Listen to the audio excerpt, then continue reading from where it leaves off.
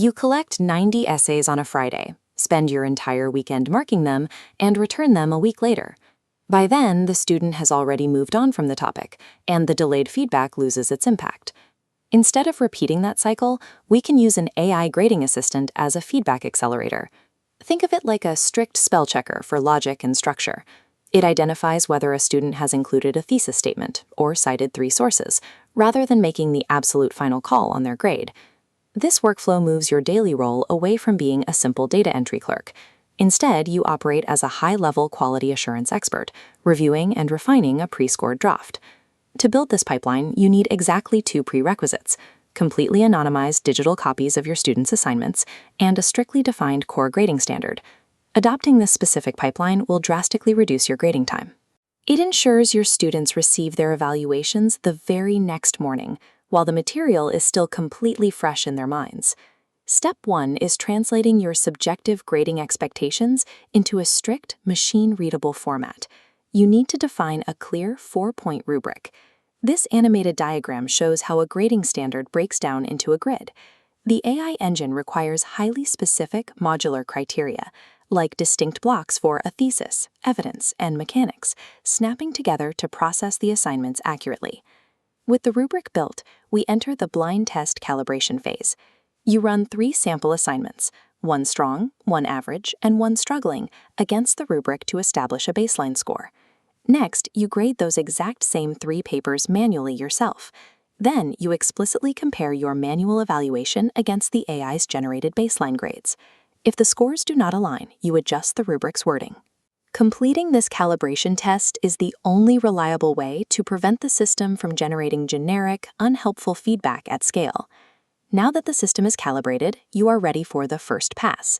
You take your rubric and the fully anonymized batch of student work and process them through your chosen AI platform. Take a look at this prompt interface.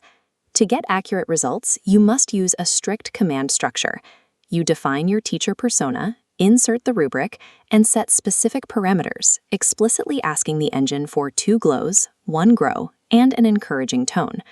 The 2 glows and 1 grow framework forces the AI to highlight 2 specific things the student did well, alongside 1 actionable area for improvement. Once the AI generates its drafts, you begin the most critical phase of the pipeline, the human pass, where you manually audit the machine's initial work. This digital feedback document demonstrates the audit process.